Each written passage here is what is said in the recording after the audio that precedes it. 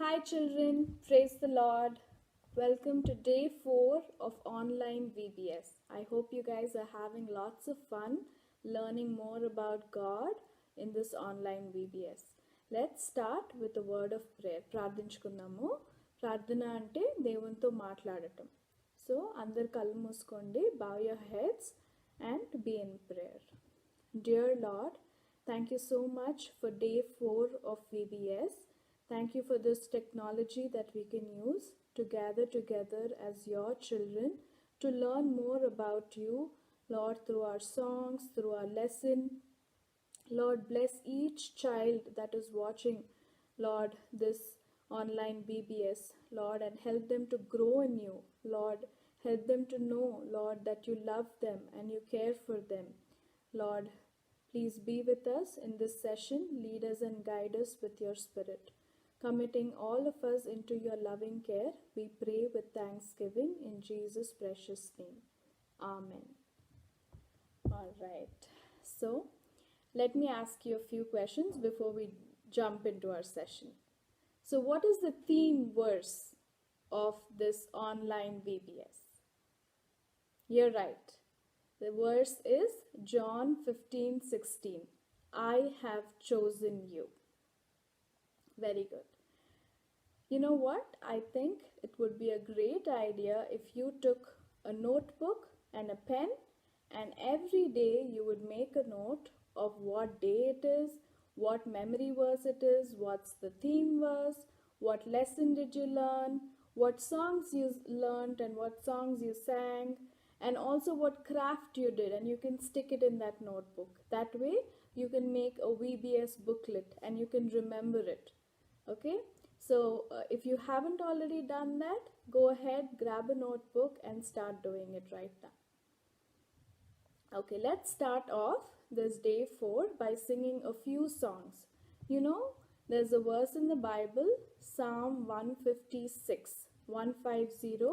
chapter 150, verse 6. It says, "Let everything that has breath praise the Lord, praise the Lord."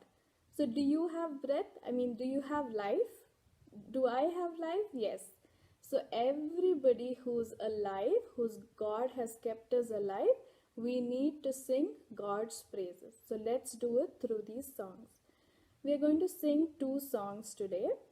Some of you might know it and some of you it might be new, so you can learn it. The first one is called "He's Got the Whole World in His Hands." He అంటే ఎవరు?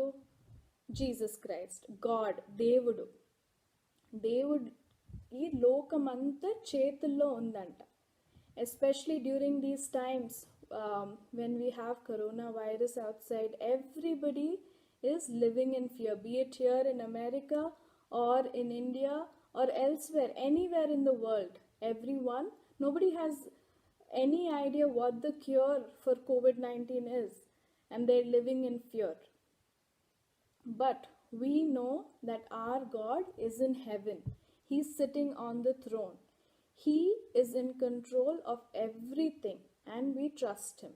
And he loves us and he will take care of us.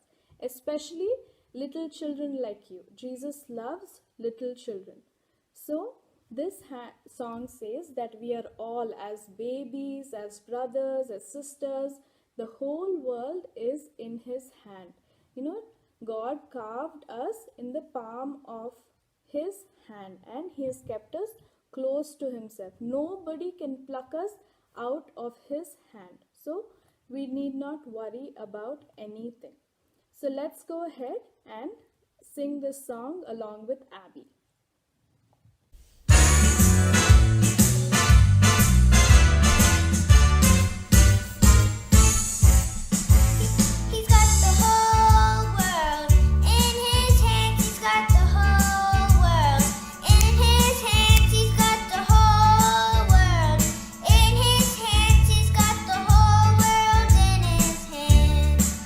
He's got the itty bitty baby in his hands. He's got the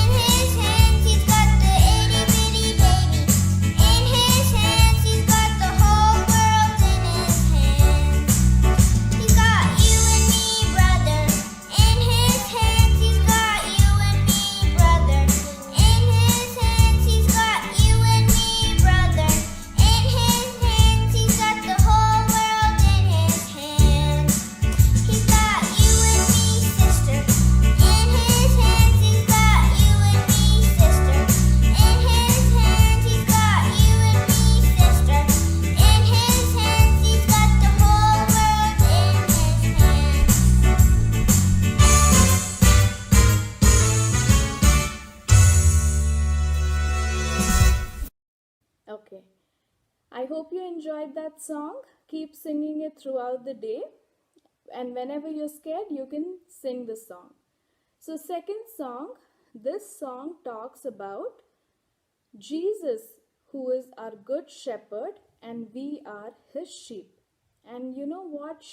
As sheep, we don't have much knowledge. We go wherever we want. We do whatever we want. We sin. That is, we do against God's will, against God's law. Whatever is written in the Bible, we do against it. And that takes us far away from God. But you know what? God still loves us. He still cares about us. And he seeks us and he finds us and he saves us. And whatever situation we are in, when we come to Jesus and ask for forgiveness of sins, he is faithful and just to forgive us our sins. So this song is called Each and Every Day. So God proves his love and his care for us each and every day. So let's go ahead and see this actions and the song. Don't sit down, get up, stand up, and with all your hands, please do the actions and sing aloud.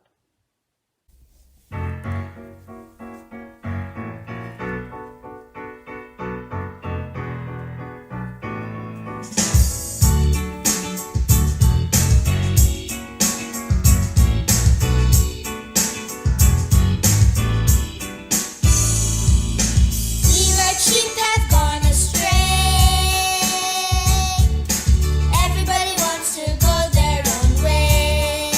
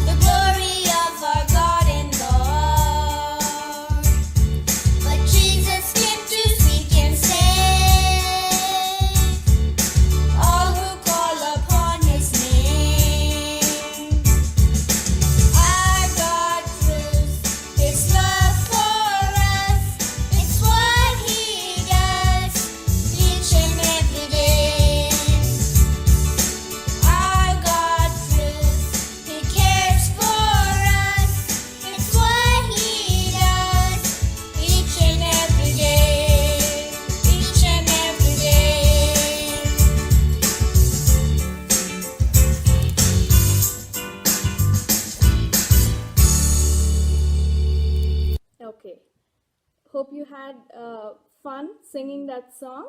Please, you can watch it again, watch the videos again and learn the song completely. Okay, now it's time for story. Okay, but before that, I have something I'd like to show you guys.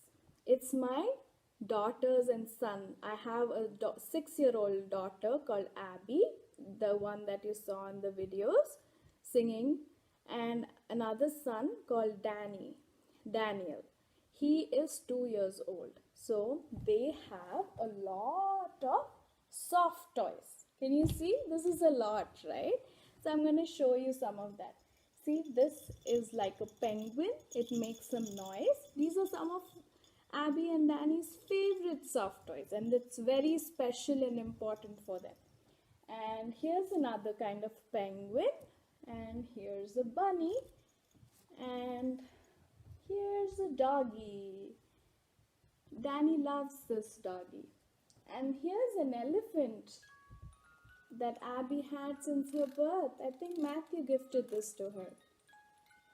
So, but most of all, I want to show you a really important toy that is a really wonderful toy that Abby really likes. Where did it go? Oh, I can see the shark. I can see a teddy bear. I can see a ducky. But where did it go? Oh no. Can you guys help me find it? Oh no, I hope I didn't lose it. I think I did. 1 second. Found it! I found Abby's toy. I'm so glad I found it.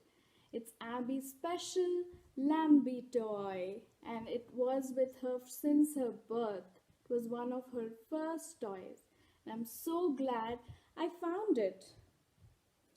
Let me put all this back. You guys must be thinking, Abby and Danny have so many soft toys, and Auntie's still worried about one soft toy? Yes, we as children also, we love our toys, right? Even if one is lost, we search for it. You know what? God feels like that about us as well. He loves us, and He loves us so much that even if one of us are lost, He will definitely search for us till we are found again. So, today's story is taken from the Bible. You know what the Bible? See, this is the Bible. It is God's letter to us. And every word in this Bible is true. So we are going to learn about a story that's taken from Luke chapter 15 verses 1 to 7. So that is Luke chapter 15 1 to 7. So this is a story in Jesus' time. This is from the New Testament, right? When Jesus lived on this earth, He spoke about many things, many good things about heaven, about God. So here you can see that Jesus is talking to everybody. You can see that there are young kids, there are older kids, there are women, there are all sorts of people coming to listen to Lord Jesus Christ, because He had heavenly things to share about, and everyone was really interested. And when He was talking to these people, there were some religious leaders too. There were some religious leaders. They were called Pharisees. They were not happy because everybody was coming to Jesus, and they were trying to find fault with Jesus. You know, they went to Him and they were talking that, look at Jesus. He talks to everyone. He talks to sinners, those with bad reputation. He talks to tax collectors, and he acts as if they're all His friends. He's so close to them. He eats with them. He sits with them. He talks to them, and they were not happy at all. And you know, when they were talking, who was listening? Jesus. Jesus was listening to what they said. And Jesus said, Come here, let me tell you a parable. You know what a parable is? A parable is something like a simple story that is about earthly things but has a heavenly lesson. It actually is talking about a heavenly lesson. So, for people to understand, Jesus always spoke in parables, simple stories for all kinds of people to understand. So, do you want to know what parable Jesus told these Pharisees or these religious leaders? Okay, let's watch. The story of the lost sheep. Once there was a shepherd with 100 sheep. He loved them all very much. The shepherd took good care of them. The sheep followed him everywhere. He took them to green grass.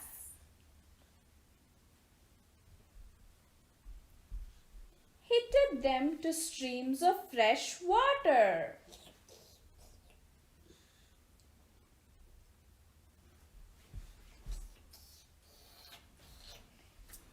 One night he got all his sheep together and asked them to rest.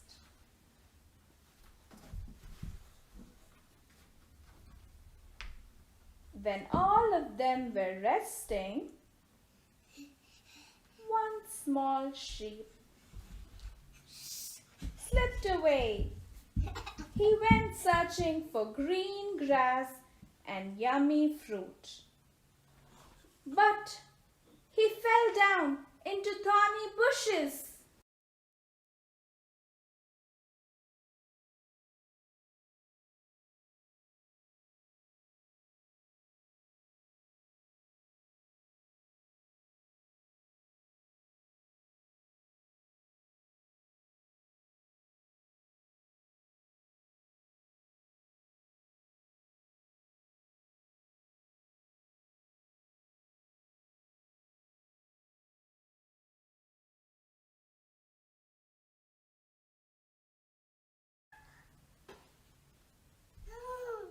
When the shepherd woke up, he counted all his sheep. 1, 2, 3, 97, 98, 99. He counted again. 1, 2, 3, 97, 98, 99. One sheep was missing. He left all his 99 sheep in the wilderness and went to find the lost sheep. He searched high. He searched low, but he couldn't find him. He looked for him everywhere.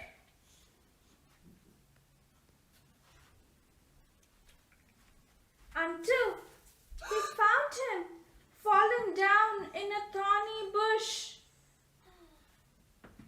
He removed all the thorns and he carried the sheep.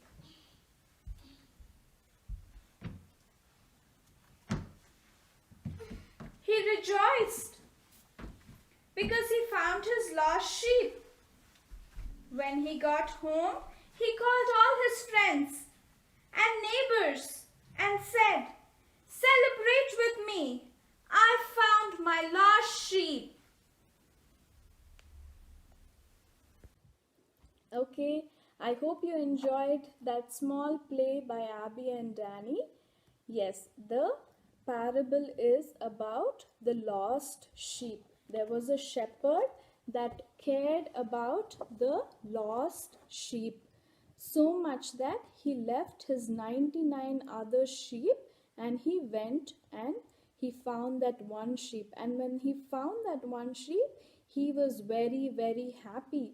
And he called all his friends and his neighbors and he wanted to celebrate and give thanks to God for finding that lost sheep. You know, who is the shepherd in that story? Yes, Lord Jesus Christ is our good shepherd. You know Psalm 23, right? It talks about Jesus being our good shepherd. And who are the sheep in the story? The sheep are all of us, many of us, all of us in this world. There are millions and millions and millions of people in this world, yet God cares about each one of you. అందరి కోసము దేవుడు He's looking out for you. He cares for you. He created you, దేవుడు అందరినీ సృష్టించాడు కదా, నిన్ను నన్ను తన సొంత చేతులతో దేవుడు మనల్ని సృష్టించాడు. So he cares about you, thinks about you, he thinks you're important, he thinks you're valuable. And you know what, he even knows the number of hair that each one has. It's unimaginable, right? There are so many people in this world, yet he knows each of us by name. He knows the number of hair on our head. But all of us in this world, we do wrong. We were born in sin. The Bible says that all have sinned. All have sinned and have come short of the glory of God. You know what is sin? Sin is doing something against God's commandments, God's law, whatever is written in the Bible. If we do something against it, it is called, the transgression of law is sin. So each one of us sinned. I sinned, you sinned. We might have told lies, we might have cheated in our exams, we might have disobeyed our parents. We do that every day, right? We don't listen to our parents. We get angry, we fight with each other, we use our hands to hit each other, kick each other, కొట్టుకుంటాము, అబద్ధాలు చెప్తాము, అమ్మ నాన్న మాట వినము. So ఇవన్నీ చేసినప్పుడు దేవుడు చాలా బాధపడుతున్నాడు. He's very sad and we go far away from God when we are sinning. We are not close to him anymore. We go far away. But do you think God will just leave us and say, okay, I've told them so many times but they're not listening, let me just let them go? No. He will never leave us. He will come after us. He will seek us and he will save us. Even though we did all the sin, God said, okay, I know you have sinned, but I will take the punishment upon myself. The Bible says the wages of sin is death.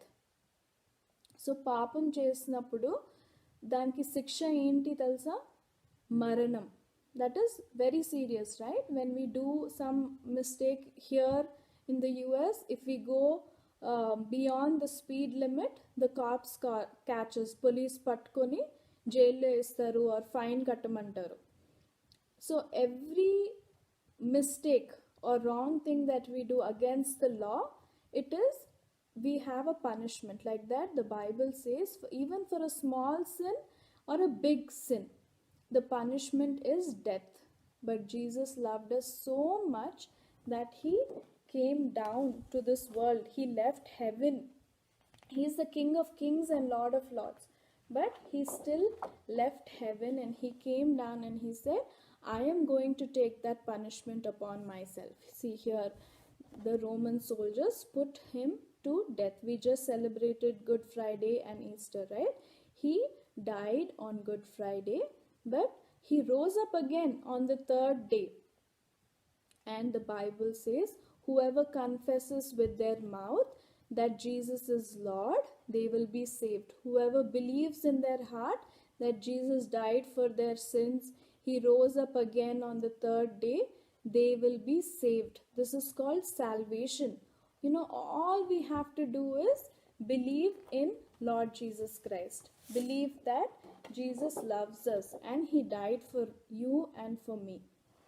So this is the story that we learned about the lost sheep. We are like lost sheep. When we are lost in this world, Jesus came to seek and to save us when we were lost. And once he found the sheep, he called all his neighbors and he celebrated with them. The same thing happens when a sinner believes in Lord Jesus Christ and he's saved. All the angels in heaven, they celebrate and they rejoice along with Lord Jesus. Do you want to do that? The Bible says, whoever calls upon the name of Jesus will be saved. And the also Bible says, whoever comes to God, Lord Jesus Christ, he will never cast them out. And whoever believes in his name, they will have eternal life. So do you want to believe in this good God that we have, this good shepherd that we have? Do you want to call upon his name? Do you want to come to him? Okay, if that is your desire, we can pray to God, and we can just tell with a simple childlike faith, we can tell him that, yes, Jesus, we have sinned, and I believe that you are God and you came down to die for me, and you took my punishment upon yourself, and you died, and I can get forgiveness from you and you alone. So we can pray this prayer and be saved and have eternal life. We'll be with God forever and ever and ever. That will never end. What a great joy, right? We will be rejoicing in heaven with him. So if that is your prayer today, I want all of you to think about this very carefully. Okay? Even though sometimes we are born again, we still sin. But 1 John 1:9 says, if we confess our sins, he is faithful and just to forgive our sins. So even though you're born again and you're living in sin, you can still come to God and ask him for forgiveness. And if you have never prayed this prayer, you can also do it today. From today, Jesus can be your God. He can be your good shepherd. He'll always be with you and take care of you. So let's go ahead and you can repeat this prayer after me. Dear God, thank you for this day that you've given me. Thank you for you love me. You care about me. You seek me and you want to save me. I believe, Lord, that you are God. I know that I have sinned. Please forgive my sin. I believe that you have forgiven my sin. Please come into my heart. Lord, help me to read my Bible and to pray every day so that I can grow in you.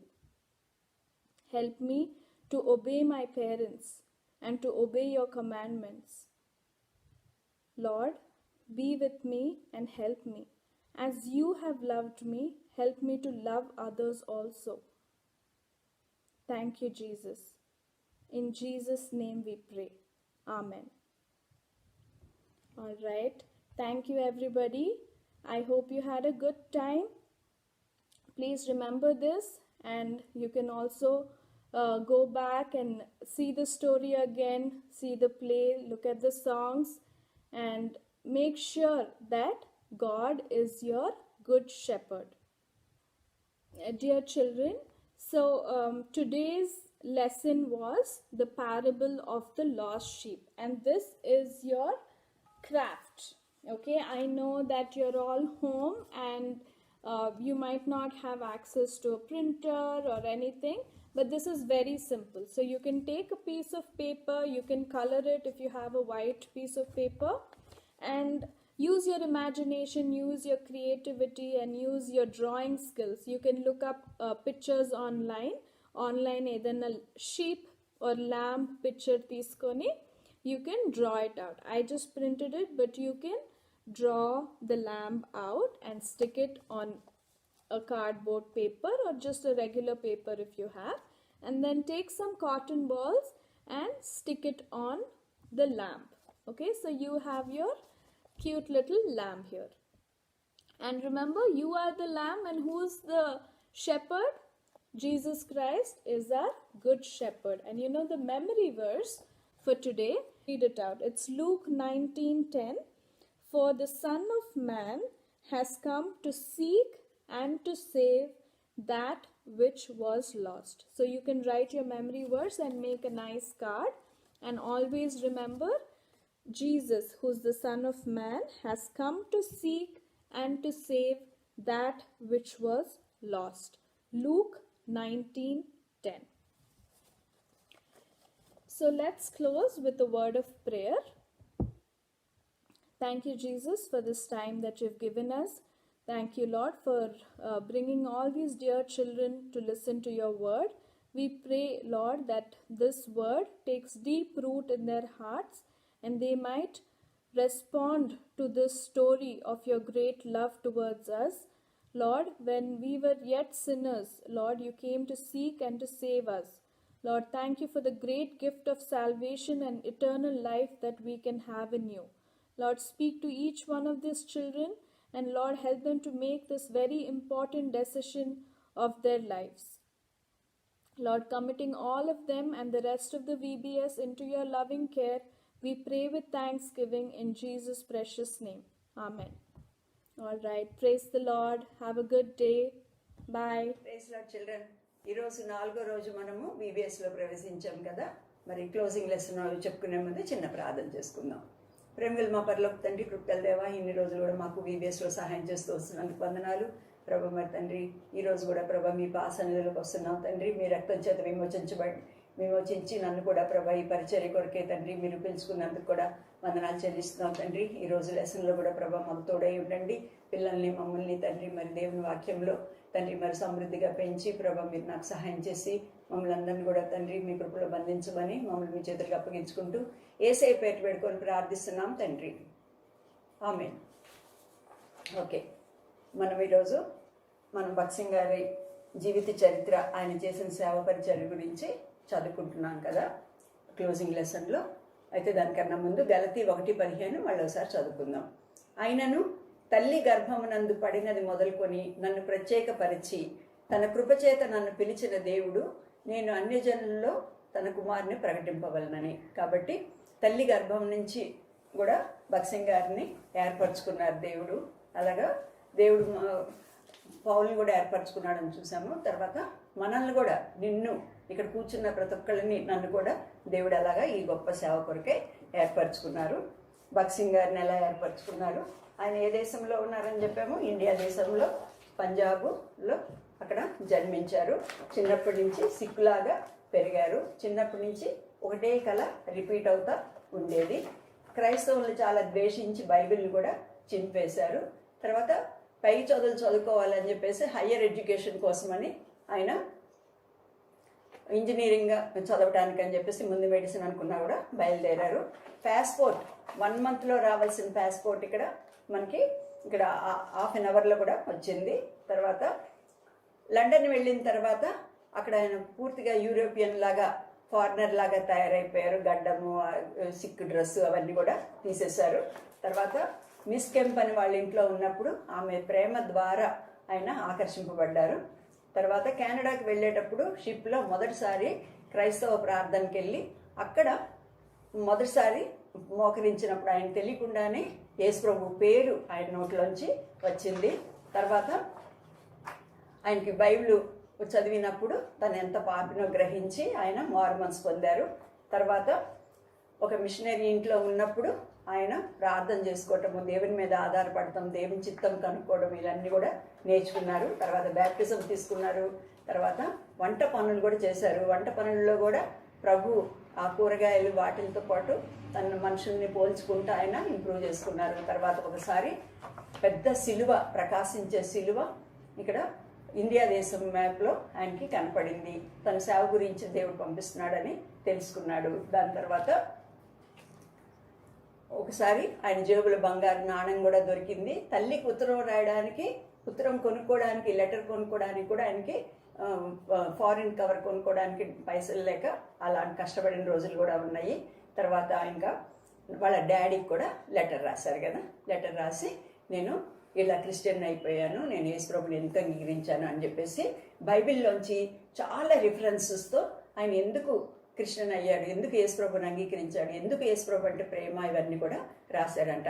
Daddy నీకు చదువుకోవటం రాదు కదా, ఎవరన్నా చదువు వచ్చిన వాళ్ళ దగ్గరికి వెళ్ళి అక్కడ నువ్వు చదివించుకో ఈ దీన్ని అని చెప్తే వాళ్ళ నాన్న సరే అని చెప్పేసి ఒకసారి ఆయనకి మిషనరీని కలిసే పని ఉంటే అక్కడికి వెళ్ళినప్పుడు ఆయన చెప్పాడంట, మా అబ్బాయి మరి అక్కడ కెనడా నుంచి లెటర్ రాశారు, అయితే ఆ లెటర్లో చాలా బైబిల్ రిఫరెన్సెస్ ఉన్నాయి, నాకు అర్థం కావట్లేదు, మీరు ఒకసారి చదివి చెప్తారా అంటే ఆయన ఒక ఉర్దూ బైబిల్ తీసి ఆయనకి ఇచ్చి ఉర్దూ బైబిల్లో రిఫరెన్స్లు ఎలా చూసుకుంటారో చెప్పి తర్వాత ఆ లెటర్లో ఉన్నదంతా కూడా ఎక్స్ప్లెయిన్ చేసినప్పుడు ఆయనకి చక్కగా అర్థమైందంట. జవహర్మల్ గారికి ఆయన వాళ్ళ డాడీకి మంచిగా అర్థమైందనమాట. ఓహో ఇందుకనేనా ఈయన మా ఇక్కడంతా వదిలిపెట్టి హిందూ కుటుంబంలో పుట్టి తర్వాత సిక్కుగా పెరిగి అయినా కూడా ఆయన క్రైస్తవుడిగా అయ్యాడంటే నిజంగా క్రీస్తులో చాలా గొప్పతనం ఉందన్నమాట అని ఆయన అర్థం చేసుకొని ఆయన ఇంకేం మాట్లాడకుండా ఊరుకుంటాడు. తర్వాత ఇంకా భగత్ సింగ్ గారు అక్కడ ఉండే పీరియడ్ అయిపోయింది, మళ్ళీ వెనక్కి తిరిగి ఇండియాకి వచ్చేస్తున్నారు. వచ్చేసి ఆయన ఈ వాళ్ళు కెనడా అంటే అమెరికా పైన ఉంటుంది కదా, ఉత్తర అమెరికా నార్త్ అమెరికా కన్నా పైన కెనడా ఉంటుంది. అక్కడి నుంచి ఆ వెనక నుంచి ఆ బ్యాక్ సైడ్ నుంచి ఆయన సింగపూర్ వాటి వైపు నుంచి వస్తారు. ఎక్కడ షిప్ ఆగితే కూడా అక్కడ సువార్త ప్రకటించుకుంటా చాలా చోట్ల కూడా ఆయన మాట్లాడుతూ చివరికి బాంబే దగ్గరికి వస్తారు. రాగానే ఇంకా వాళ్ళ మమ్మీ డాడీ వాళ్ళ బంధువులు వాళ్ళందరూ కూడా వాళ్ళ బ్రదర్స్ అండ్ సిస్టర్స్ వాళ్ళు ఇంకా భగత్ సింగ్ గారి తర్వాత ముందు అక్క అని చెప్పాను కదా పార్వతి అని, తర్వాత ఇంకా 7 పుడతారనమాట బ్రదర్స్ సిస్టర్స్. ఇంకా వాళ్ళందరూ హ్యాపీగా వాళ్ళు అక్కడికి వచ్చారంట. వచ్చిన తర్వాత ఇంకా భగత్ సింగ్ గారి దగ్గర వాళ్ళ డాడీ ఏం చేశారంటే ఓ పక్కకి తీసుకెళ్ళి, భగత్ సింగ్ నువ్వు క్రిస్టియన్ అయినందుకు, నువ్వు జీసస్ క్రైస్ట్ని వెంబడిస్తున్నందుకు ఐ హ్యావ్ నో అబ్జెక్షన్, నువ్వేం పర్వాలేదు. కానీ మనము పంజాబీసం కదా, మన మతం చాలా గొప్పది, మన వంశం కూడా చాలా గొప్పది, మన ఊర్లో క్రిస్టియన్స్ అంటే ఎవ్వరికి కూడా ఇష్టపడరు. అందుకని నువ్వేం చేస్తావంటే నీ రూమ్లో ప్రేయర్ చేసుకో, ఇట్స్ ఓకే, బైబిల్ చదువుకో, అన్నీ చేసుకో, కానీ బయటికి మాత్రము నేను క్రిస్టియన్ని అని ఎవరికి కూడా చెప్పొద్దు ప్లీజ్ అని అడిగారంట. అడిగితే భగత్ సింగ్ గారు ఒక్క నిమిషం చాలా స్టన్ అయిపోయారు. ఎట్లాగా, నేను యేసుప్రభుని అంగీకరించాను, యేసుప్రభు నా దేవుడు, నా ప్రాణం ఇచ్చాడు సిలువ మీద, అలాంటి దేవుడిని నేను యాక్సెప్ట్ చేశాను, ఇప్పుడు ఆయన గురించి చెప్పకుండా ఉండాలా అనుకొని ఒక్కటే ఒక మాట అన్నాడంట, డాడ్ యేసుప్రభువే హీఈస్ మై బ్రెత్, ఆయన నా ఊపిరి, నేను ఊపిరి పీలుస్తున్నాను విడుస్తున్నాను అంటే యేసయ్యే అది, కాబట్టి నేను ఊపిరి పీల్చుకుంటుంటే నేను చనిపోతాను, అలాగే యేసయ్యకి దూరంగా ఉంటే కూడా నేను ఇంకా చనిపోయినట్లే అని చెప్పేసి నేను అలా ఉండలేను అని చెప్పాడంట. ఇంకా వాళ్ళ డాడీకి చాలా దుఃఖం వచ్చేసింది అనమాట. అందరు ఉన్నారు, ఈయనేమో యేసుప్రభునే వెంబడిస్తానంటున్నాడు, చాలా దుఃఖం వచ్చింది. తర్వాత కోపం కూడా వచ్చిందంట. 7 సంవత్సరాలు ఎంత కష్టపడి డబ్బులు పంపిస్తే ఇక బిడ్డ వచ్చి నేను క్రిస్టియన్ని, నేను ఇట్లా అంటాను అని చెప్పేసి అని పైగా భగత్ సింగ్ గారు చెప్పారంట, నేను ఇంకా దేవుని సేవే చేయాలనుకుంటున్నాను అన్నాడంట. అనగానే ఇంక వాళ్ళ నాన్న అన్నాడంట, సరే చెయ్యి, కానీ ఇప్పుడు కాదు నువ్వేం చేస్తావంటే ఇదిగో చూడు, ఇంకా నీకు 7 అక్క చెల్లెళ్ళు తమ్ముళ్ళు చెల్లెళ్ళు ఉన్నారు, వాళ్ళందరిని చదివించు, నీకు చాలా స్పెండ్ చేశాను, చదివించిన తర్వాత వాళ్ళు కొంచెం జాబ్స్లో సెటిల్ అయిన తర్వాత వాళ్ళకి మ్యారేజెస్ అవి అయిపోయిన తర్వాత నువ్వు చక్కగా సేవకి వెళ్ళు, అప్పుడు అందరూ కూడా సంతోషపడతారు, ఈ అబ్బాయి తన బాధ్యత అంతా నెరవేర్చాడు, ఇప్పుడు సేవ చేస్తున్నాడు అని వాళ్ళు కూడా సంతోషపడతారు, కాబట్టి నువ్వు అలాగా చెయ్యి అని ఆయన సలహా ఇచ్చారంట. చెల్లిస్తేనన్నాడంట భగత్ సింగ్ గారు, లేదు డాడీ, దేవుడు ఉన్నాడు, దేవుడే కదా మనందరిని పుట్టించింది, మనకు కావాల్సిన అక్కర్లన్నీ అవసరాలన్నీ whatever we need God will meet, దేవుడే అవసరాలన్నీ కూడా తీరుస్తాడు. నేను దేవుని సేవ చేస్తున్నాను కాబట్టి నా తమ్ముళ్ళని నా చెల్లెల్ని దేవుడే చదివిస్తాడు, దేవుడే ఆయన బాగా చేస్తాడు అని చెప్పారంట. చెప్తే వాళ్ళ నాన్నకి చాలా బాధ అయిపోయిందంట. అయితే నిజంగానే అలాగే జరిగింది తెలుసా, వాళ్ళ 7 మంది ఈ బ్రదర్స్ అండ్ సిస్టర్స్ తర్వాత పుట్టిన వాళ్ళందరూ కూడా చాలా వెల్ ఎడ్యుకేటెడ్ అయ్యారంట. అయ్యి అందరు కూడా అక్కడ పంజాబ్లో ఢిల్లీలో మంచి మంచి హై పోస్ట్లో, పోలీస్ డిపార్ట్మెంట్లో, రెవెన్యూ డిపార్ట్మెంట్లో, మంచి మంచి డిపార్ట్మెంట్స్లో, సెంట్రల్ ఎక్సైజ్ అలాంటి మంచి మంచి డిపార్ట్మెంట్స్లో వాళ్ళందరూ కూడా చక్కగా జాబ్స్ తెచ్చుకొని నిజంగా సెటిల్ అయ్యారనమాట. భగత్ సింగ్ గారు అటువైపు సేవకు వచ్చినందుకు దేవుడే వాళ్ళని డైరెక్ట్గా వాళ్ళ అక్కర్లన్నీ కూడా తీరుస్తూ ఉన్నారు. వాళ్ళ బ్రదర్స్లో ఒక బ్రదర్ని నేను కలిశాను, 20 years బ్యాక్ కలిశాను, ఆయనతో కలిసి మాట్లాడి తర్వాత ఆయనతో మేము పిక్చర్ కూడా తీసుకున్నాము. సరే ఇంకా తర్వాత వాళ్ళ మమ్మీ వైపు చూశాడు. వాళ్ళ మమ్మీ ఎట్లా ఉంది, ఇక్కడ ఏడుస్తున్నారు కదా, చాలా ఏడుస్తున్నారు. ఆమెకి అర్థమవుతుంది భగత్ సింగ్ గారు ఇప్పుడు క్రిస్టియన్ అయిపోయాడు, ఈ గడ్డం లేదు ఏం లేదు, ఇంకా ఈ అబ్బాయి ఇంకా నా దగ్గర ఉండడు అన్న సంగతి అర్థమైపోయింది అనమాట. ఆమెకేం గుర్తొచ్చిందంటే ఈయన పుట్టక ముందే 1 year ముందే వచ్చి ఒక సాధు ఏం చెప్పాడు, అమ్మ నీకు నెక్స్ట్ ఒక కుమారుడు పుడతాడు, అయితే ఆ కుమారుడు నీ దగ్గర ఉండడు అని చెప్పాడు కదా. అప్పటి నుంచి ఆమె గుండె డామ్ డామ్ అంటనే ఉంది ఎప్పుడు వెళ్ళిపోతాడో అని. చిన్నప్పటి నుంచి అదే ఫియర్తో ఉంది. ఇప్పుడు వచ్చేసింది, ఒక రోజు వచ్చింది, ఇంకా నేను ఇక్కడ ఉండను అని చెప్తున్నాడు. కాబట్టి ఇంకా ఆమె ఏం మాట్లాడలేక పాపం ఏడుస్తూ ఉంటుంది. ఏడుస్తూ ఉంటుంటే మళ్ళీ భక్సింగ్ గారు వాళ్ళ అమ్మ దగ్గరికి వెళ్ళి, mummy I love you so much, నువ్వంటే నాకు చాలా ఇష్టం అమ్మ, అయినా కూడా నా కోసం సిలువ మీద ప్రాణం పెట్టిన దేవుడు చెప్పిన మాట నేను వినాలి కదమ్మా, కాబట్టి నాకు పర్మిషన్, నేను వెళ్ళిపోతాను, నేను దేవుని సేవ చేసుకుంటాను అని చెప్పారంట. చెప్పిన తర్వాత ఇంకా వాళ్ళ మమ్మీకి డాడీకి అర్థమైపోయింది ఈయన చాలా కన్ఫర్మ్గా ఉన్నారు, అస్సలకి ఆయన ఇంకా మళ్ళీ మన మాట వినరు, మళ్ళీ రారు అన్న సంగతి అర్థమైపోయి, ఓకే అట్లయితే మేము వెళ్ళిపోతాం వెనక్కి మరి అని అన్నారంట. అంటే ఓకే డాడీ అని చెప్పేసి భక్సింగ్ గారు వాళ్ళ కోసం తెచ్చినవి, తర్వాత ఆయన దాచిపెట్టుకున్న డబ్బులు ఏమి కూడా ఆయనకి అసలు రోజు ఖర్చుకు కూడా ఉంచుకోకుండా అన్ని డబ్బులు ఉన్న మనీ అంతా కూడా వాళ్ళ డాడీకి ఇచ్చేసి వాళ్ళకి బై చెప్పేశారనమాట. ఇంకా బై చెప్తుంటే వాళ్ళ నాన్న ఇంకా తట్టుకోలేక ఏం చేశాడో తెలుసా, వాళ్ళకి టర్బన్ ఉంటుంది కదా, ఇట్లా టర్బన్ అసలు తీయరనమాట, అది చాలా వాళ్ళకి హోలీ, తర్వాత that is very very important. ఇంకా లాస్ట్ ఛాన్స్ కింద వాళ్ళ నాన్న ఏం చేశాడంటే ఆ టర్బన్ అలా తీసాడంట. తీసి ఆయన భక్సింగ్ గారి కాళ్ళ దగ్గర పెట్టాడంట. కాళ్ళ దగ్గర పెట్టి మళ్ళీ ఇంకొకసారి ఆలోచించిన ఆయన, నేను నా టర్బన్ తీసి నిన్ను కాళ్ళ దగ్గర పెట్టి బతిమలాడుతున్నాను అని అన్నాడంట. అది ఇంకెలాంటి ఈ సీన్ అంటే ఇంకా చాలా దుఃఖమైందనమాట ఒక కొడుకుకి. అలా చేస్తుంటే వాళ్ళ అమ్మ అందరూ ఏడుస్తున్నారు. భక్సింగ్ గారు కూడా అట్లా ఏడ్చేస్తున్నారు. వాళ్ళ నాన్న అంత పెద్ద ఆయన వచ్చి ఇట్లాగా టర్బన్ తీసి నా కాళ్ళ దగ్గర పెడుతున్నారు అని చెప్తా కూడా భక్సింగ్ గారు అస్సలకి మనసు మారలేదంట. మారకుండా, నాన్న నీ ఆస్తిలో నాకు ఏమొద్దు, నాకు ఏ దేవుని సేవ మాత్రమే నేను చేస్తాను, ఎందుకంటే నా కొరకు చనిపోయి తిరిగి లేచిన దేవుడు, నిజమైన దేవుడు ఎవరో నేను తెలుసుకున్నాను, సద్గురుని ఫాలో అవ్వాలని అనుకున్నాను కదా, మరి ఆ సద్గురే యేసు ప్రభు, he's the holy one, he's the true teacher, నేను ఆయన్ని ఫాలో అవుతున్నాను, ఆయన నిజమైన దేవుడు అని చెప్పిన తర్వాత ఇంకా వాళ్ళు చాలా బాధగా వాళ్ళు ఈ బాంబే అన్నమాట, బాంబేని ఇప్పుడు ముంబై అంటున్నారు కదా, ఆ రోజుల్లో బాంబే అనేవాళ్ళు.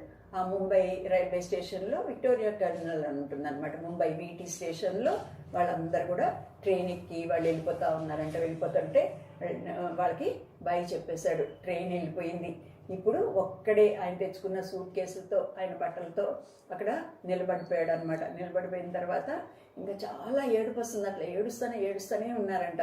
ఏడుస్తూ ఉంటుంటే కీర్తనలు 27:10, సామ్స్ 27:10, నా తల్లి తండ్రి విడిచినను యెహోవాయే నన్ను చేరతీయును, ఆ వాక్యం గుర్తొచ్చిందంట. ఆ వాక్యం వచ్చి, సరే దేవుడు చెప్పాడు కదా నాకు 3 కండిషన్స్లో last condition I will lead you, నేను డే బై డే అని చెప్పారు కదా, గాడ్ విల్ లీడ్ మీ అని చెప్పేసి ఇంకా ప్రేయర్ చేసుకొని ప్రభువా ఎక్కడికి వెళ్ళాలి అన్నప్పుడు అక్కడ ఇట్లాగా దూరం నుంచి వచ్చిన వాళ్ళందరికీ కూడా ఒక ఫ్రీ సత్రం ఉంటుంది అనమాట. సత్రం అంటే ఏంటంటే ధర్మశాల అంటారు.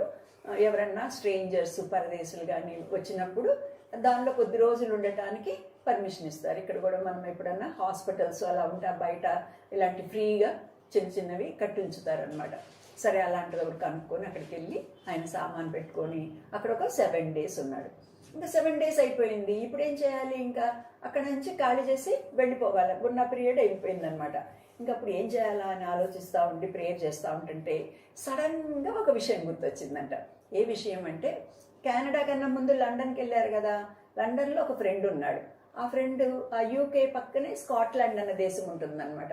ఆ దేశానికి చెందిన ఆయన ఓసారి హాలిడేస్లో అన్నాడంట, మిస్టర్ సింగ్ మా ఊరికి వస్తావా, మా స్కాట్లాండ్కి వస్తే నీకు అక్కడ అన్నీ కూడా చాలా బాగుంటుంది, స్కాట్లాండ్ అన్ని లేక్స్ అవన్నీ ఉంటే చూపిస్తాను అంటే, సరే భక్సింగ్ గారు ఏం చేశారంటే ఆయనతో కలిసి అక్కడికి వెళ్ళారంట. వెళ్ళినప్పుడు అవన్నీ సైట్ సీయింగ్ అయిపోయిన తర్వాత నైట్ పడుకొని మార్నింగ్ నిద్ర లేచారంట. ఆయన రూమ్లోంచి బయటకు వస్తే కిచెన్లోంచి అంట అనియన్స్ ఫ్రై చేస్తున్న వాసన వస్తుందంట.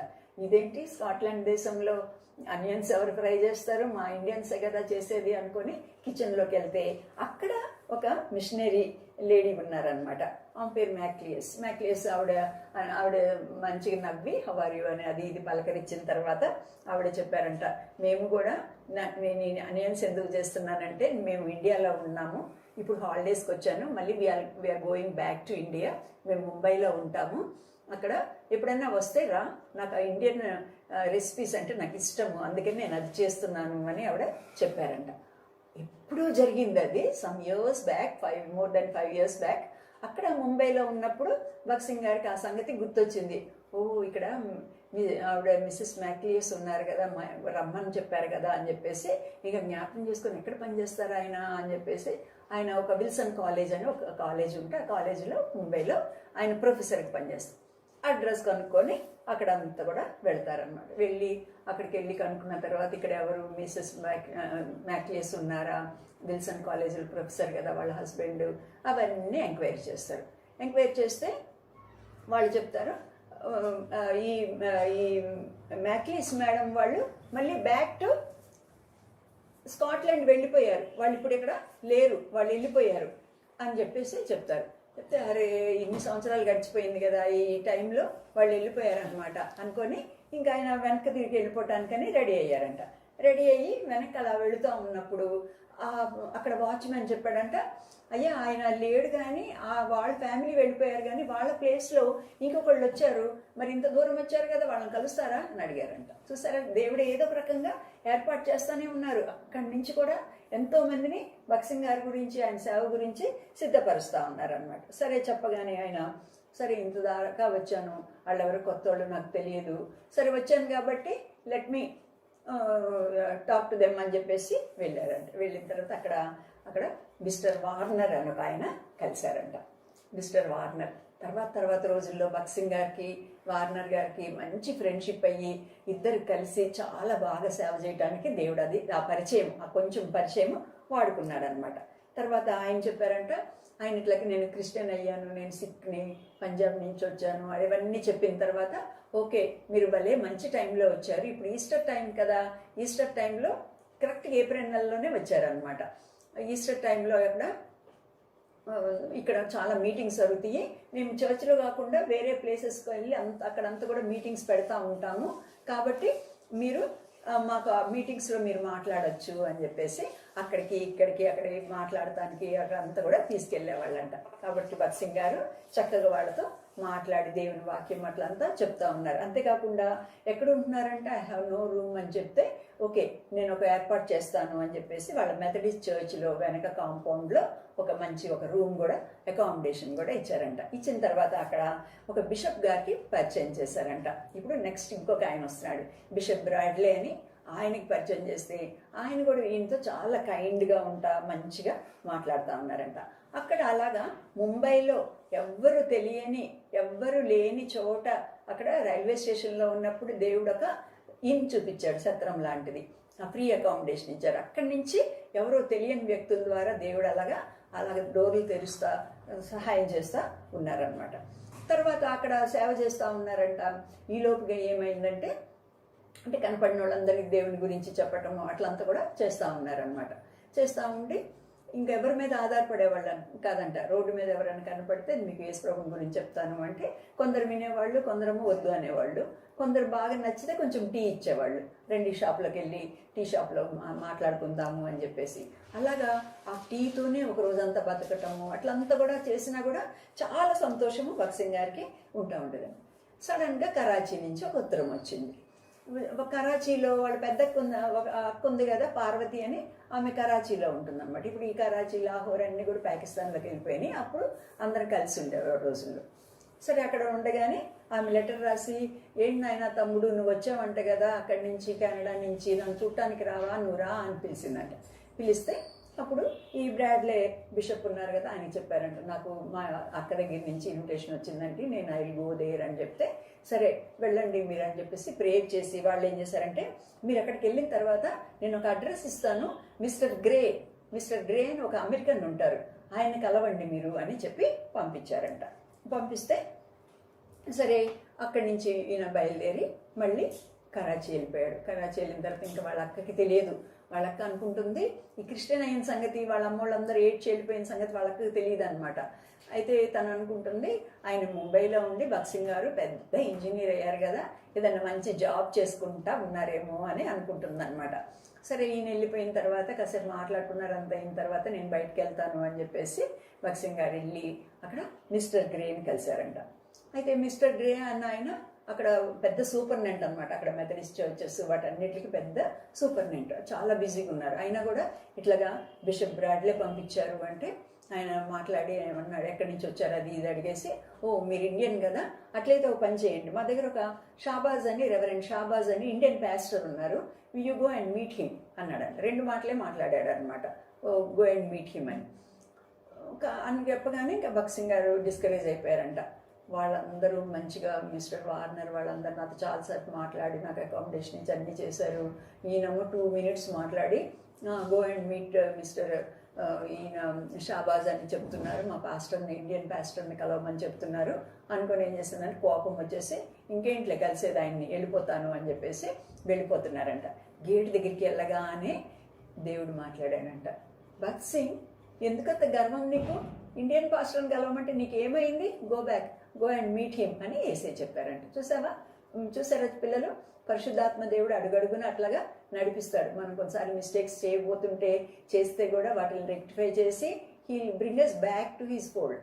ఆయన మళ్ళీ వెనక్కి తిరిగి ఆయన్ని దగ్గర తీసుకొస్తారు. అలా మాట్లాడినప్పుడు పరిశుద్ధాత్మ దేవుడు ఇలా తప్పు ఇలా చేస్తున్నావు అన్నప్పుడు మనము వి షుడ్ ఒబే, అది వినాలన్నమాట. సరే ఇంకేం చేశాడంటే షాబాజ్ ఆయన ఆ కాంపౌండ్లోనే ఇంకొక చిన్న కాంపౌండ్ ఉంటే ఆ కాంపౌండ్లో షాబాజ్ గారి ఇల్లు ఉందంట. రెవరెండ్ అంటే పాస్టర్ గారు అనమాట. అక్కడికి వెళ్ళాడంట. వెళ్ళేటప్పటికి ఆ షాబాజ్ పాస్టర్ చాలా సిక్ అయి పడుకొని ఉన్నారంట. పడుకున్న తర్వాత ఇంకా వెళ్ళి మాట్లాడిన తర్వాత ఇంకా ఆయన చెప్పాడంట, అయ్యా దేవుడే పంపించాడు నేను సడన్గా చాలా సిక్ అయ్యాను, ఈరోజు సాటర్డే కదా, రేపు సండే వర్షిప్ సర్వీస్ అవన్నీ ఉన్నాయి, నేను ఒక చోట సేవ చేస్తున్నాను, కానీ ఇప్పుడు నేనేమో నాకు బాగా లేదు, నేను మంచం మీద ఉన్నాను, మరి మీరు అక్కడికి వెళ్ళి వాక్యం చెప్తారా అని అడిగితే భక్సింగ్ గారికి చాలా సంతోషం వేసిందంట. సరే కొందరు ఆయన అక్కడికి తీసుకెళ్ళారనమాట. తీసుకెళ్తే అదొక పెద్ద చర్చ్ అంట, 5000 people ఉన్నారంట అక్కడ ఆ రోజు. ఆయన భక్సింగ్ గారు హిందీలో చక్కగా దేవుని సువార్త అంతా కూడా ప్రకటించడానికి వీలయ్యిందనమాట. అప్పుడు వాళ్ళందరూ కూడా చాలా నచ్చి వాళ్ళు అన్నారంట, అయ్యా నెక్స్ట్ వీక్ కూడా రండి, షాబాజ్ సాబ్కి బాగాలేదు కదా, మీరు నెక్స్ట్ వీక్ కూడా రండి అని చెప్తే భక్సింగ్ గారు సరే అని నెక్స్ట్ వీక్ కూడా వెళ్ళారు. ఆ నెక్స్ట్ వీక్ వెళ్ళి అక్కడ దేవుని వాక్యం చెప్తా ఉన్నప్పుడు ఒక యంగ్ బాయ్, ఆ 5000 మంది ఒక కమ్యూనిటీకి చెందిన వాళ్ళు అనమాట, ఒక పని చేసుకునే వాళ్ళు. వాళ్ళల్లో ఒక అబ్బాయి సిక్ అయ్యాడంట, యంగ్ మ్యాన్. ఇంకా వాళ్ళు ఏం చేస్తారు, ఏసై దగ్గరికి మంచంతో పాటే దింపుతారే, అట్లాగే భక్సింగ్ గారి దగ్గరికి మంచం మీదే అబ్బాయిని మోసుకొని వచ్చారంట. మోసుకొని వచ్చి భక్సింగ్ గారి దగ్గర పెట్టారంట, ప్రేయర్ చేయండి అని. అయితే భక్సింగ్ గారు ప్రేయర్ చేశారు. ప్రేయర్ చేసిన తర్వాత వాళ్ళ అబ్బాయిని తీసుకొని వెళ్ళిపోయారు. తర్వాత భక్సింగ్ గారికి ఏం తెలిసిందంటే అబ్బాయి చనిపోయాడు అని. చాలా బాధపడ్డాడంట. అరే నేను ప్రార్థన చేశాను, అయినా కూడా దేవుని చిత్తం అయ్యింది, ఆయన చనిపోయాడు. సరే నాకే ఇంత బాధగా ఉంది, వాళ్ళ మమ్మీ డాడీ ఇంకా చాలా బాధపడతా ఉంటారు కదా, let me go and comfort them అనుకొని బైబిల్ తీసుకొని ఆయన అక్కడికి వెళ్ళారంట. వాళ్ళ ఇల్లు కనుక్కుంటా వెళ్ళారు. వెళ్ళేటప్పటికి ఆ 5000 మంది చిన్న చిన్న ఇళ్లలో ఉంటారని చెప్పాను కదా, ఒక కమ్యూనిటీ అని చెప్పాను. వాళ్ళు ఎవరంటే వాళ్ళని స్కావెంజర్స్ అంటారు. స్కావెంజర్స్ లేకపోతే స్వీపర్స్ అంటారు అనమాట. రోడ్లు ఊడ్చుకోవడము. తర్వాత ఈ రోజుల్లో మనకు అన్ని మంచిగా కమోడ్తో మన ఇంట్లోనే టాయిలెట్ ఉంది కదా, ఆ రోజుల్లో ఇళ్లలో టాయిలెట్స్ అవి లేవు అనమాట. ఇళ్ళకి దూరంగా ఇంటి వెనకాల ఎక్కడో ఒక టాయిలెట్ కట్టుకునేవాళ్ళు. ఆ టాయిలెట్ కట్టుకుంటే మరి ఆ టాయిలెట్ అంతా కూడా ఈ ఈ కమ్యూనిటీ వాళ్ళు ఏం చేశారంటే స్కావెంజర్స్ చాలా బీదోళ్ళు అనమాట.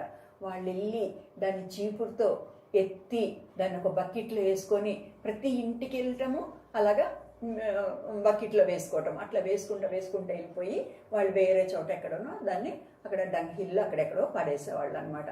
అట్లాంటి ఉద్యోగం ఎవ్వరు ఇష్టపడరు, ఎవ్వరూ మాట్లాడరు. అలాంటి చోటకి భక్సింగ్ గారిని దేవుడు ఫస్ట్ నడిపించారు. కానీ వాళ్ళందరూ కూడా ఎంతో ప్రేమగా ఉండేవాళ్ళంట. వాళ్ళు చేసే పని ఈ లోకానికి చాలా చిన్న చూపు చూసే పని కానీ అది పని అని అనుకుంటారు. కానీ వాళ్ళు ఎంత బాగా పాటలు పాడతారంటే అంత బాగా పాటలు పాడతారంట. అయితే వీళ్ళందరూ కూడా ఎప్పుడో 1900 ఆ ఇయర్లో వాళ్ళు కరువు వచ్చినప్పుడు మిషనరీస్ దగ్గర మతం మార్చుకున్నారు. అంతేగాని వాళ్ళకి ఇంకా యేసు ప్రభు రక్షణ గురించి అవన్నీ తెలియదు అనమాట. అందుకని భక్సింగ్ గారు ఏం చేసేవాళ్ళంటే రోజు మార్నింగ్ వెళ్ళటము, వాళ్ళకి సువార్త ప్రకటించటం, వాళ్ళతో కలిసి స్తుతించటము, వాళ్ళకి పాటలు పాడతాము, వాళ్ళు కూడా పాటలు పాడతాము, అట్లా చాలా బాగా సేవ చేస్తూ ఉండేవాళ్ళంట. మరి ఈ స్కావెంజర్స్ వీళ్ళందరూ కూడా ఎన్ని గంటలకు వెళ్ళాలి? వీధులు ఊడ్చేవాళ్ళు పొద్దునే వెళ్ళిపోవాలన్నమాట. 4 గంటలకి 5 గంటలకి అట్లా వాళ్ళు చీపుర్లును ఆ బకెట్ తీసుకొని వెళ్ళిపోవాలి. అందుకని వాళ్ళు ఏం చేసేవాళ్ళు అంటే ఇంకా కొంచెం ముందు లేసి చీపురు తీసుకొని ఆ బకెట్ తీసుకొని వచ్చి ఆ ప్రేయర్ మీటింగ్లో కూర్చునేవాళ్ళు అంట. ఓపెన్ ప్రేయర్ మీటింగ్లో కూర్చొని ఎంతో ఆశతో వాక్యం విని తర్వాత వాళ్ళు ప్రార్థన చేసి పాటలు పాడి సంతోషంతో అక్కడి నుంచి వెళ్ళిపోయి వాళ్ళ వీధులు ఊడ్చుకోవటము, అవన్నీ కూడా టాయిలెట్స్ క్లీన్ చేయడము, అలాంటి పనులన్నీ చేస్తూ ఉండేవాళ్ళు అనమాట. వాళ్ళ మధ్యలోనే భక్సింగ్ గారికి చాలా సంతోషం దొరికిందంట. ఎంత బాగా పాటలు పాడుతున్నారు, వీళ్ళు ఎంత బాగా చేస్తున్నారు అని చెప్పేసి వాళ్ళ మధ్యలో ఉండి ఆయన సేవ జరిగిస్తూ ఉన్నారనమాట. సేవ జరిగిస్తూ ఉన్నప్పుడు వాళ్ళ అక్కకి డౌట్ వచ్చింది. ఏం చేస్తున్నాడు మా తమ్ముడు, పొద్దునే రోజు పోతున్నాడు, ఏం చేస్తున్నాడు అని ఒకరోజు అబ్జర్వ్ చేస్తే చెప్పాడు, ఈ నా కాలనీకి వెళ్తున్నాను, అక్కడ ఉండే వాళ్ళు ఉండేదానికి. ఆమె గుండె డామ్ అనింది. నువ్వు ఏదో క్రిస్టియన్ అయ్యావు అని కొంచెం ఇప్పుడు నాకు అర్థమయ్యింది. ఎక్కడికో పెద్ద పెద్ద మిషనరీస్ ఉండే బంగ్లాస్కి వెళ్తున్నావేమో అనుకున్నాను. తీరా చూస్తే నువ్వు అలాంటి చోటుకు పోతున్నావా, అక్కడికి వెళ్ళి సువార్త ప్రకటిస్తున్నావా, ఆ మురికోళ్ళ మధ్యలో నువ్వు ఉన్నావా, తక్కువ కులం వాళ్ళ మధ్యలో ఉన్నావా, మన కులం ఏమవ్వాలి, మన జాతి ఏమవ్వాలి అని చెప్పేసి ఆమె చాలా బాధపడి వెంటనే వాళ్ళ నాన్నగారికి ఒక టెలిగ్రామ్ ఇచ్చేస్తుంది. Matters are becoming very serious, start immediately అనిస్తుంది అనమాట. ఇక్కడ చాలా సంగతులన్నీ కూడా చాలా ప్రమాదకరంగా సీరియస్గా ఉన్నాయి, మీరు వచ్చేయండి అనగానే ఇంకా వాళ్ళ అమ్మ నాన్నకి ఏం అర్థం కాదు, ఏమైందో ఏమో, వాళ్ళకి ఎవరికన్నా బాగాలేదా ఏంటి అని వాళ్ళు హడావుడిగా అక్కడి నుంచి పంజాబ్లో వాళ్ళ ఉండే లాహోర్ దగ్గర ఉండే ప్రాంతం నుంచి ఇక్కడికి బయలుదేరి వస్తారు. వచ్చిన తర్వాత వాళ్ళ చెల్లి ఏం చేస్తుంది, వాళ్ళ అక్క ఏం చేస్తుందంటే ఫ్యామిలీ మీటింగ్ పెడుతుంది. వాళ్ళ మమ్మీ డాడీ ఇంకా బ్రదర్స్ సిస్టర్స్ అందరినీ ఫ్యామిలీ మీటింగ్ పెడుతుంది అనమాట. పెట్టి ఇంకా చెప్తా ఉంటుంది, నిన్ను డాడీ ఎందుకురా పంపించింది, అన్ని సంవత్సరాలు చక్కగా చదువుకోమని పంచితే మన వంశానికే నువ్వు చాలా సిగ్గు తెస్తున్నావు. It is a shame to us. మనందరికి కూడా ఎవరికైనా తెలిసిందంటే అసలు మనకి మాకు మర్యాద ఉంటుందా, మా కులంలో ఎక్కడైనా మర్యాద ఉంటుందా, మా అత్తగారి ఇంట్లో మర్యాద ఉంటుందా, ఎంత పని చేస్తావు, ఎవరా క్రీస్తు అని యేసు ప్రభుని ఆమె తిడుతూ మొదలేసిందంట. ఎవరా క్రీస్తు అని అది ఇది అని తిడుతూ ఉంటుంటే అందరు వింటూ ఉన్నారు కదా. వాళ్ళ నాన్నగారు ఉన్నారు, వాళ్ళ నాన్నగారు కూడా ఫస్ట్ అక్కడ కూర్చొని వింటున్నారు అనమాట. వెంటనే ఆయన స్టాప్ ఇట్ అని అన్నారంట. అంటే ఏంటి మా నాన్న తిడతాడేమో అని ఆమె చూస్తుందన్నమాట.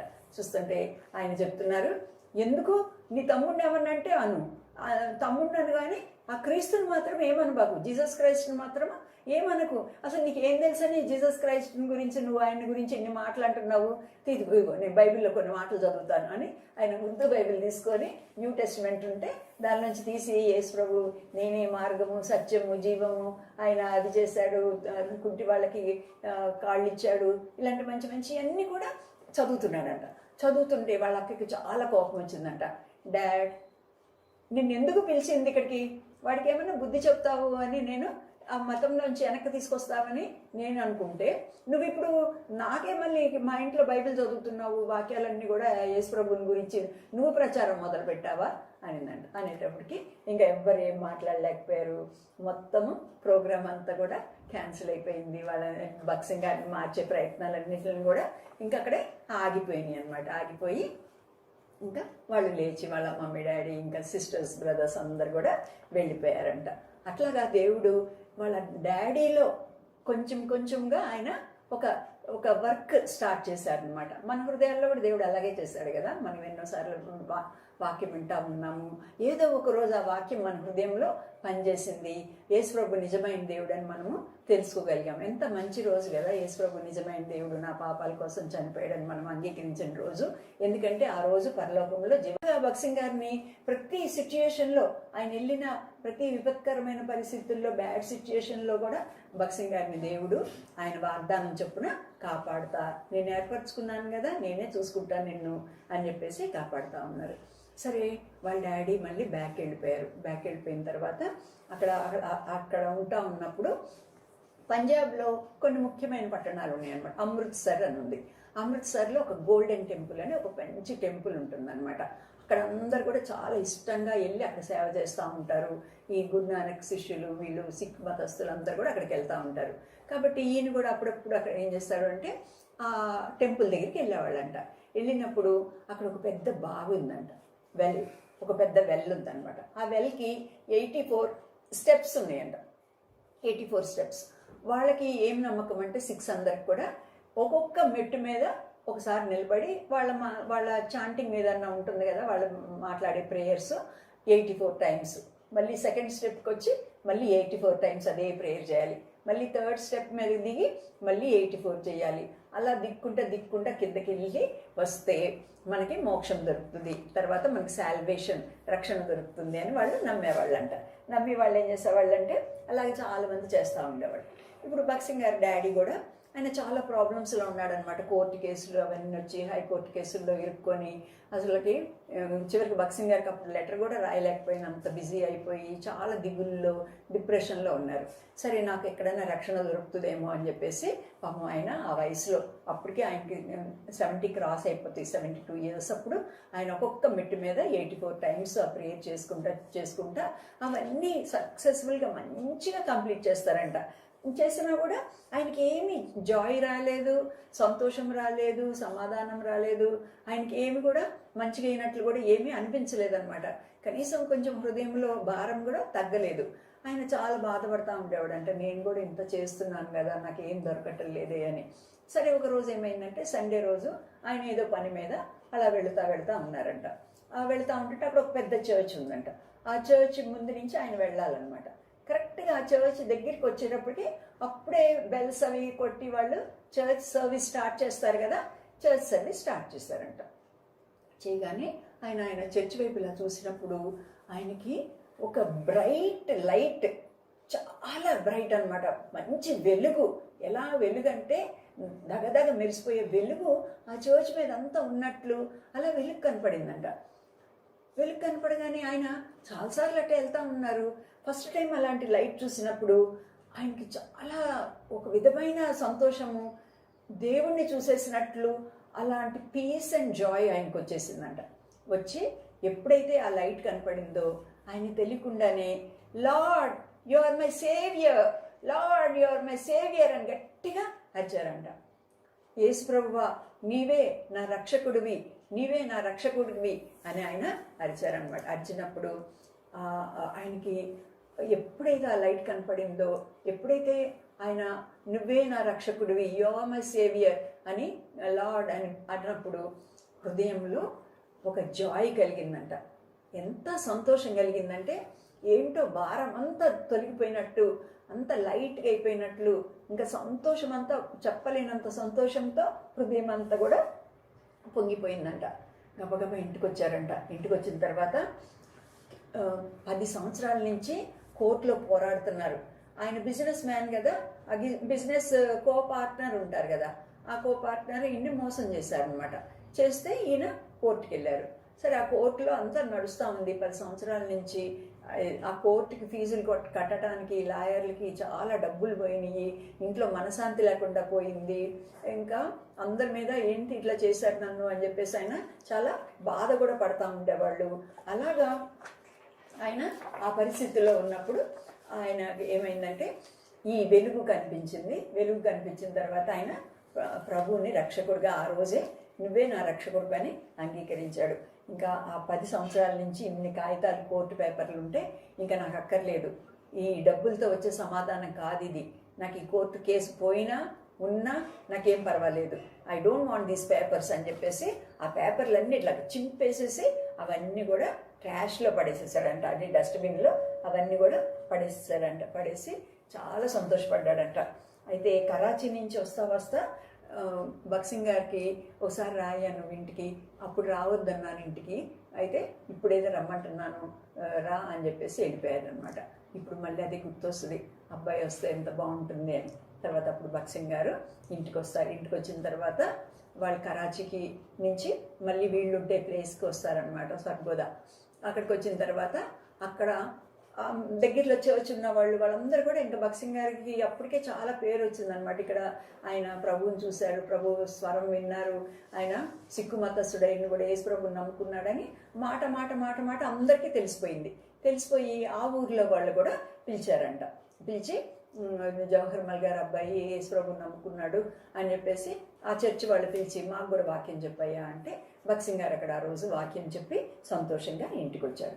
ఇంటికి రాగానే చుట్టుపక్కల అందరు కూడా వాళ్ళ కమ్యూనిటీ వాళ్ళ బంధువులే ఉంటారు కదా, వాళ్ళందరికీ తెలిసింది ఇట్లా భక్సింగ్ వచ్చాడు, చాలా సంవత్సరాల తర్వాత వస్తూనే మళ్ళీ ఆ చర్చికి పోయి అక్కడ ప్రార్థన చేసి వచ్చాడంట అని తెలిసి బంధువులందరూ కూడా మాట్లాడుకున్నారంట. అంకుల్స్, ఆంటీలు, నెఫ్యూస్, నీస్ ఇవందరూ ఎంతోమంది ఉంటారు కదా, వాళ్ళందరూ కలిసి బయలుదేరి మళ్ళీ వాళ్ళు ఒక ఫ్యామిలీ మీటింగ్ పెట్టారంట. వాళ్ళ నాన్నగారు కూర్చున్నారంట, తర్వాత భక్సింగ్ గారిని కూర్చోబెట్టారంట. కూర్చోబెట్టిన తర్వాత అందరూ చుట్టూ కూర్చున్నారంట. కూర్చొని ఇంకా భక్సింగ్ గారికి లెక్చర్ మొదలేశారంట. నువ్వేం పని చేస్తున్నావు నీకు తెలుసా? మీ డాడీ చూడు పాపం ముసలాయన 72 years అయిపోయింది, ఇంత ముసలాయన అయిపోయాడు ఆయన ఎన్ని కష్టాలు పడి నీకు దాదాపు 25,000 రూపీస్, ఆ రోజుల్లో 25,000 రూపీస్ అంటే ఇప్పటికి ఎన్ని క్రోర్స్ ఉంటుందో తెలియదు, సమ్ ఇయర్స్ బ్యాక్ కదా అది. కాబట్టి అట్లాగా నిన్ను అంత కష్టపడి నిన్ను చదివిస్తే నువ్వు తమ్ముళ్ళని చెల్లెళ్ళని ఏం పోషించకుండా నువ్వు వచ్చి నేను క్రిస్టియన్ అయిపోయాను అని చెప్పి చర్చిల్లో బోధ చేసుకుంటా మన వంశానికి అందరికీ ఇంత నువ్వు బ్యాడ్ నేమ్ తీసుకొస్తున్నావు. చూడు మీ నాన్న ముసలాయన, గుండె పగిలిపోతుంది ఆయనకి, కాబట్టి మీ నాన్నని చూసన్నా కూడా నువ్వు కొంచెము బుద్ధి తెచ్చుకొని ఆ క్రిస్టియానిటీ యేసు ప్రభుని వదిలేసేయి అన్నారంట. వదిలేసేయనగానే భక్సింగ్ గారు ఏం మాట్లాడలేదు. అయితే వాళ్ళ నాన్నగారు మళ్ళీ లేచారంట. లేచి నా గుండె పగిలిపోయిందని ఎవరు చెప్పారు? ఐఎమ్ హ్యాపీ, యేసు ప్రభు నిజమైన దేవుడు, నా కొడుకు మంచి పనే చేశాడు. ఇక్కడ ఎంతకాలం సద్గురు కోసం వెతికితే ఆయన సద్గురు దొరకలేదు, నేను కూడా ఎన్నో చేశాను అయినా నాకు కూడా దొరకలేదు. అబ్బాయి చేసింది పని మంచిదే, నేను కూడా యేసు ప్రభు నిజమైన దేవుడని నేను కూడా ఒప్పుకుంటున్నాను అని అన్నారంట. అనేటప్పటికీ బంధువులందరూ కూడా షాక్ ట్రీట్మెంట్ లాగా అయిపోయిందనమాట. ఏంటి ఈయనకి ఏదో సపోర్ట్ చేద్దామని మనందరం మాట్లాడుకొని ఇంత కష్టపడి వస్తే ఈయనే కొడుకుని సపోర్ట్ చేస్తున్నాడు అని చెప్పేసి పదండి పోదామని చెప్పేసి వాళ్ళందరూ కూడా వెనక్కి తిరిగి వెళ్ళిపోయారంట. అలాగా బంధువుల దగ్గర నుంచి కూడా దేవుడు భక్సింగ్ గారిని కాపాడారనమాట. తండ్రిని మెల్లమెల్లగా మారుస్తామన్నారు. ఇలా కొద్ది సంవత్సరాలు గడిచిపోయింది. భక్సింగ్ గారు వచ్చింది ఇండియాకి 1933 April 6th వచ్చారు. దాదాపు ఈ ఏప్రిల్ నెల ఇలాంటి టైంలే అనమాట. దాని తర్వాత ఇట్లాగా జరుగుతూ ఉన్నప్పుడు 1945 వచ్చేసింది. 1945 వచ్చినప్పుడు అక్కడ ఒకసారి భక్సింగ్ గారికి నిద్రపోతున్నప్పుడు ప్రేయర్ చేసుకొని ఒక కళ వచ్చిందంట. ఆ కళలో ఏం కనపడుతుందంటే భక్సింగ్ గారు, ఒక నది ఉంది, ఒక రివర్కి ఈ సైడ్న భక్సింగ్ గారు నిలబడ్డారు, ఈ సైడ్నేమో వాళ్ళ డాడీ ఉన్నారు. వాళ్ళ డాడీ భక్సింగ్ గారి దగ్గర రావటానికి అని చెప్పేసి నదిలో ఈత కొట్టుకుంటా దాన్ని దాటుకుంటా కష్టపడి వస్తున్నారంట. భక్సింగ్ గారు చూస్తూ ఉన్నారన్నమాట, డాడీ నా దగ్గరికి వస్తున్నారు నాన్నగారు అని. సరే దగ్గరికి వచ్చి చూసేటప్పటికి ఆయన చనిపోయి ఉన్నారంట. అరే మా నాన్నగారు చనిపోయారేంటి, ఇంత కష్టపడి వచ్చారు కానీ నా దగ్గరికి వచ్చేటప్పటికి బ్రెత్ లేదా, ఆయనకి ఊపిరి లేదే అని చెప్పేసి చాలా బాధపడ్డారు అనమాట. బాధపడి ఏం చేశారంటే కళ్ళలోంచి మెలకు వచ్చిన తర్వాత మోకరించి ప్రేయర్ చేశారంట. ప్రభా ఎందుకు నాకు సడన్గా మా నాన్నగారి గురించి ఇలాంటి కళ వచ్చింది, దీని అర్థం ఏంటో నాకు చెప్పవా అని ప్రార్థన చేశారంట. ప్రార్థన చేస్తే దేవుడు దాన్ని రివీల్ చేస్తాడనమాట. దేవుడు దాన్ని ఆ కళ ఏంటో చెప్తారు. ఏంటంటే ఇదిగో మీ డాడీ టైము అయిపోయింది, ఈ లోకం నుంచి ఆయన వచ్చేస్తాడు, ఆయన చనిపోతాడు, మరి ఆయన్ని సిద్ధం చేయాలి నువ్వు అని చెప్పారంట. చెప్పినప్పుడు సరే భక్సింగ్ గారు ఏం చేశారంటే మళ్ళీ బయలుదేరి మళ్ళీ వాళ్ళ డాడీ దగ్గరికి వచ్చి నాన్న మరి రోజులు గడిచిపోతున్నాయి, నువ్వు సిద్ధంగా ఉన్నావా, బ్యాప్టిజం తీసుకున్నావా అంటే వాళ్ళ నాన్నగారు అన్నారంట లేదు నేను బ్యాప్టిజం తీసుకోలేదు అన్నాను. అంటే లేదు నాన్న, తప్పనిసరిగా నువ్వు రక్షణ కోసం తీర్మానం చేసిన తర్వాత బ్యాప్టిజం తీసుకోవాలి తప్పగా, అది చాలా మంచిది కాబట్టి తీసుకోండి అని చెప్తే సరే అని వాళ్ళ నాన్నగారు తీసుకోవడానికి సిద్ధపడ్డారు. ఈలోపుగా భగత్ సింగ్ గారు నార్త్ ఇండియాలోనే కాకుండా సౌత్ ఇండియాకి కూడా వచ్చేసారు. 1945 కదా, ఈ 12 yearsలో చాలా సేవా పరిచర్య జరిగింది. ఇప్పుడు మెడ్రాస్కి వచ్చారు. మెడ్రాస్ ఇప్పుడు చెన్నై అంటున్నాం కదా, ఆ రోజుల్లో పేర్లన్నీ కూడా ఈ రోజుల్లో మారిపోయినాయి. సరే చెన్నైకి వచ్చిన తర్వాత అక్కడ చెన్నైలో బాగా సేవ జరుగుతుందన్నమాట. పెద్ద మీటింగ్స్ కూడా జరుగుతున్నాయి. వాళ్ళ నాన్నగారిని తీసుకొని వచ్చి అక్కడ అందరి ముందు ఇంకా చాలామంది బ్యాప్టిజం తీసుకుంటే అక్కడ వాళ్ళ నాన్నగారు బ్యాప్టిజం తీసుకున్నారంట. భగత్ సింగ్ గారే స్వయంగా వాళ్ళ డాడీకి బ్యాప్టిజం ఇచ్చారనమాట. బ్యాప్టిజం ఇచ్చిన తర్వాత ఆయన నీళ్ళల్లో నుంచి బయటకు వచ్చినప్పుడు బ్రదర్ జవహర్మల్ అని పిలిచారంట. సొంత డాడీని ఏమని పిలుస్తున్నారు? సహోదరుడా అని. మనమందరం కూడా మన రిలేషన్షిప్స్ ఉన్నా కూడా యేసు ప్రభువులో మనం we're all brothers and sisters, God is our father. కాబట్టి బ్రదర్ జవహర్మల్ అని చెప్పేసి సంఘంలో ఆయన చేర్చుకొని తల మీద చేతులుంచి ప్రార్థన చేస్తే వాళ్ళ నాన్న చాలా చాలా సంతోషపడ్డారంట. తర్వాత అక్కడ మీటింగ్స్ జరుగుతున్నాయి కదా, ఇంకా భగత్ సింగ్ గారు ఈ రోజుల్లో మీరు ఇప్పుడు దాకా తిన్న కూర్చున్నారా, మధ్యలో లేవకుండా కొంచెం సేపు కూర్చోమంటే సరే కూర్చోలేరు కదా, మళ్ళీ అటు చూస్తారు ఇటు చూస్తారు, బయటకు వెళ్ళి వస్తారు, లోపలికి వెళ్ళి వస్తారు.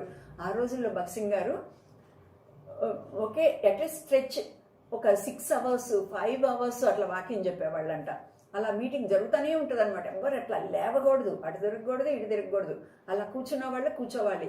అలాగా జనం కూడా వచ్చిన విశ్వాసులు కూడా చాలా డిసిప్లిన్డ్గా అలాగే కూర్చొని ఉండేవాళ్ళంట. సరే భగత్ సింగ్ గారు ఇప్పుడు వీళ్ళ నాన్న పెద్దవాళ్ళు అయిపోయారు కదా, దాదాపు 75 years వచ్చేస్తున్నాయి.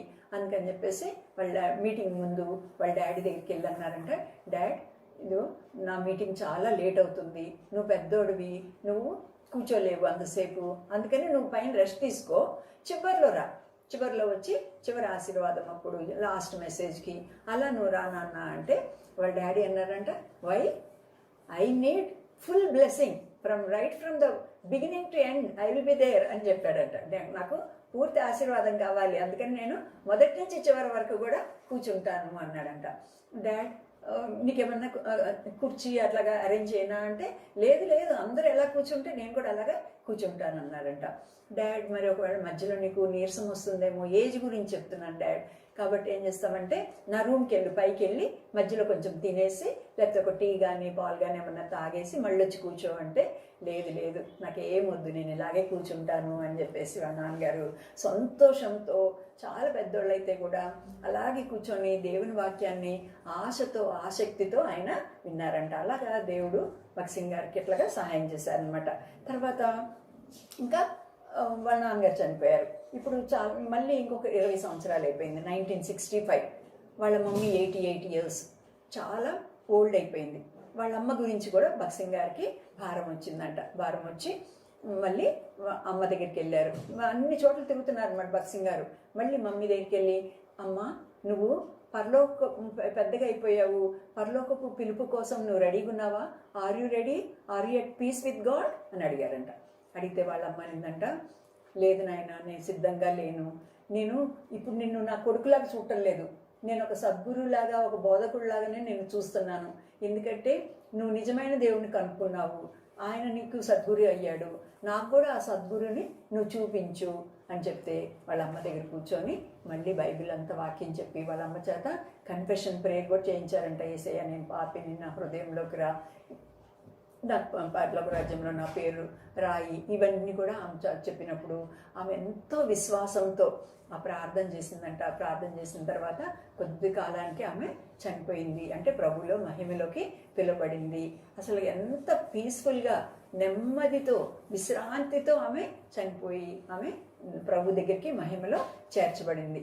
తర్వాత మెల్లమెల్లగా ఆ బ్రదర్స్ అండ్ సిస్టర్స్ ఉన్నారు కదా, వాళ్ళందరూ కూడా ఒకళ్ళ తర్వాత ఒకళ్ళు వాళ్ళు ప్రభుని నమ్ముకుంటా, ఒకవేళ ఇంకా ఈ పూర్తి రక్షణలోకి రాకపోయినా కూడా ప్రభు పట్ల ఎంతో మర్యాదలు గౌరవము కలిగి వాళ్ళందరూ కూడా కుటుంబాల్లో మంచి ఉన్నత స్థానాల్లో ఉండి ఆయన్ని చేస్తూ ఉన్నారనమాట. సరే ఇప్పుడు వాళ్ళ మమ్మీ డాడీ కూడా లేరు. భగత్ సింగ్ గారు ఇప్పుడు ఏం చేయాలి, నెక్స్ట్ పరిచర్య ఎలా చేయాలి ఆ సంగతి మనము రేపు తెలుసుకుందాం. సరేనా? రేపు టైంకి రండి, మనం ప్రార్థన చేసుకొని ముగిద్దాం. ప్రేమగల మా పరలోక తండ్రి మరోసారి ప్రభా మీ పాసనలో చేరి ప్రార్థిస్తున్నాం తండ్రి. ప్రభా మీరు భక్సింగ్ గారిని ఏర్పరచుకున్నారు, పౌలుని ఏర్పరచుకున్నారు, మమ్మల్ని కూడా మీరు ఏర్పరచుకున్నారు తండ్రి. ఒక్కొక్కళ్ళ జీవితంలో ఒక్కొక్క మంచి ఉద్దేశం కలిగి ఉన్నారు. మేము అది తెలుసుకొని ప్రభా తండ్రి మీ మీద పూర్తిగా ఆధారపడి ముందుకు వెళ్ళగలటానికి ప్రభా మీరే సహాయం చేయండి. మీకన్నా ఎక్కువగా మా పిల్లలు కానీ మేము కానీ ఎవరిని ప్రేమించకుండా కూడా ప్రభా సహాయం చేయండి. వచ్చిన పిల్లలందరినీ కూడా ఆశీర్వదించండి. వాళ్ళ పేరెంట్స్ని, మా సండే స్కూల్ టీచర్స్ని, VBS టీచర్స్ని ప్రభా మరి సంఘ విశ్వాసులందరినీ కూడా తండ్రి మీరు భద్రపరిచి కాపాడమని కూడా ప్రార్థిస్తున్నాం. రేపటి దినం 5th డే గురించి కూడా ప్రభా మమ్మల్ని సిద్ధపరచండి. మమ్మల్ని అందరినీ మీ చేతులకు అప్పగించుకుంటూ మా ప్రభుని రక్షకుడిని యేసే పేట స్తుతించి ప్రార్థించి వేడుకొంచున్నాం తండ్రి. Amen. Okay children, praise the Lord, have good day. తర్వాత రేపు ఆడుచు పాడుచు మళ్ళీ 10 గంటలకు వచ్చి కూర్చోండి, సరేనా? బాయ్.